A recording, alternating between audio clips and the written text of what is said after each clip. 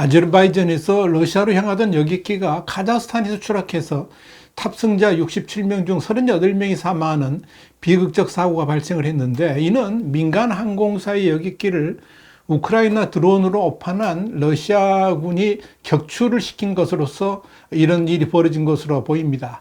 와이타임스가 이 문제를 추적해 봤습니다. 지금 시작합니다.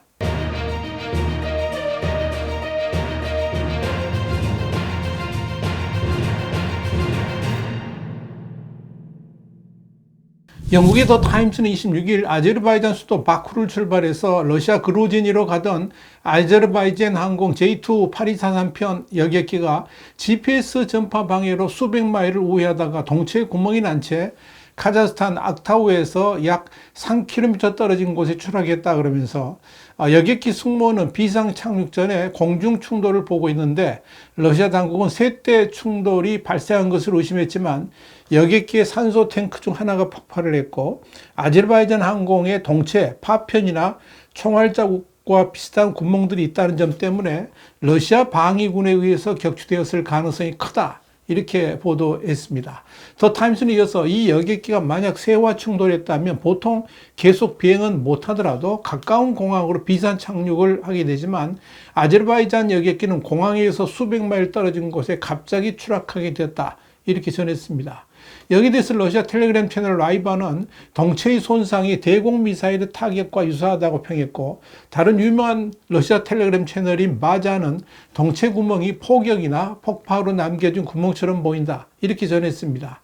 이런 상황에서 아제르바이잔 여객기의 러시아 격추설이 더욱 힘을 얻게 되는 것은, 여객기가 그로즈니의 공항에 착륙을 시도했을 때 해당 공항은 우크라이나 드론의 공격을 받고 있었다는 점입니다. 항공보안회사 오스프리 플라이트 솔루션의 맷 보리 최고 정보 책임자도 월스트리트저널과의 인터뷰에서 잔해 사진과 러시아 남서부 보안 환경의 상황을 보면 항공기가 어떤 형태의 대공포에 맞은 것으로 보인다 그러면서, 사고 영상이 나타난 항공기의 움직임은 세 대 충돌로 인한 모습과 일치하지 않는다라고 주장했습니다. 여기에 대해서 더 타임스는 러시아 독립군사분석가들은 구멍이 판치르 S-1 대공 미사일 공격으로 인한 것일 수 있다고 결론 지었다면서, 당시 50대의 우크라이나 드론이 남부 지역을 포함한 러시아 일부 지역을 공격한 바 있는데, 이 때문에 러시아가 방공망을 가동시키고 있었을 가능성이 크다라고 짚었습니다. 로이터는 최근 체첸 지역에 우크라이나의 드론 공격이 이루어진 바 있는데, 체첸과 인접한 잉구세티아와 북오세티아 당국에서는 당일 오전에도 드론 공격이 보고됐고, 사고 항공기의 경로에서 가장 가까이 있었던 카스피해 서쪽 해안 도시 마치칼라의 공항도 이날 오전 일시 폐쇄됐다라고 전했습니다. 이와 관련해서 친크렘린 블로거인 유리 포돌리아카도 추락한 비행기의 형체를 보면 방공 미사일에 폭파된 것으로 보인다 그러면서, 생존자들은 그로즈니에서 세 번째 착륙 시도 중 쾅 소리가 났다고 했는데, 이는 그로즈니 방어 대응에 걸렸을 수 있음을 보여준다라고 봤습니다. 또한 오픈소스 정보연구원 올리버 알렉산더도 항공기의 수직 안정판 한쪽에 진입 구멍이 있고 다른 쪽에는 출구 구멍이 있다는 것은 동체를 뚫을 만한 운동 에너지가 있었던 것으로 판단된다라고 분석했습니다. 한편 해당 여객기에는 아제르바이잔인 42, 그리고 러시아인 16명, 카자흐인 6명, 키르기스탄인 3명이 탑승했던 것으로 알려졌습니다. 인텔박스 통신에 따르면 카자흐스탄의 주요 교통검사관인 티무르 술레이메노프는 추락 원인을 규명하는 데 도움이 되는 비행 데이터가 담긴 항공기의 블랙박스가 발견되었다고 밝혔습니다. 아제르바이잔 검찰도 차장 검사를 단장으로 하는 조사팀을 급파해서 사고 현장을 조사하고 있습니다.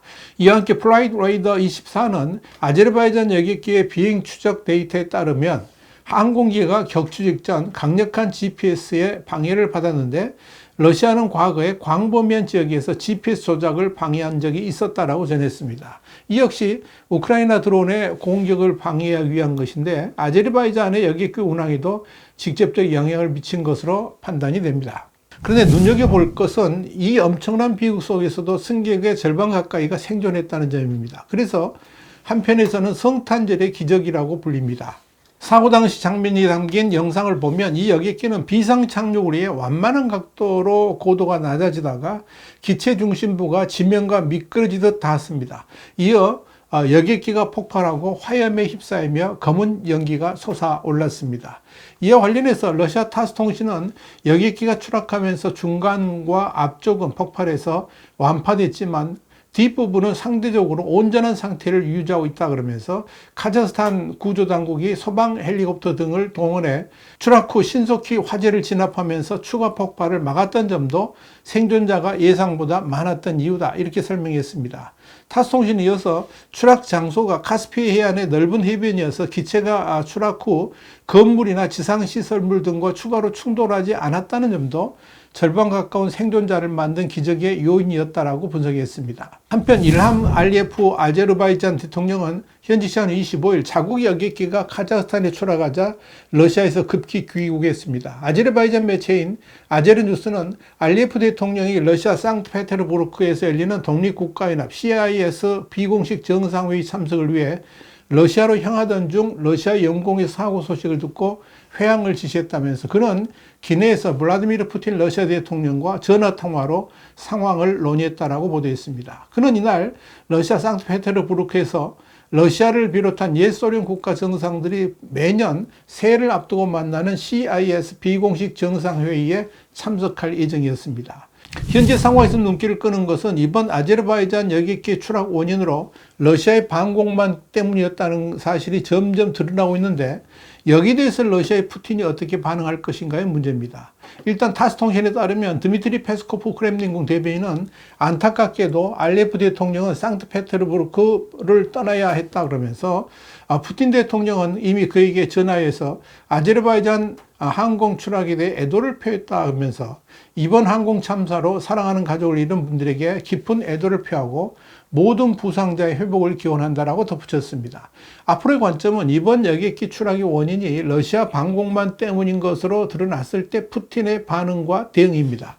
분명한 건 이미 아제르바이잔 여객기의 추락 원인이 러시아 방공망 때문인 것으로 확실시되고 있습니다. 그렇다면 여기에 대해서 푸틴은 국가적 차원에서 사과를 하고 재발 방지를 다짐해야만 합니다. 그러나 그동안에 푸틴의 스타일로 봤을 때 결코 러시아의 책임을 인정하면서 사과를 할 것으로 보이지는 않습니다.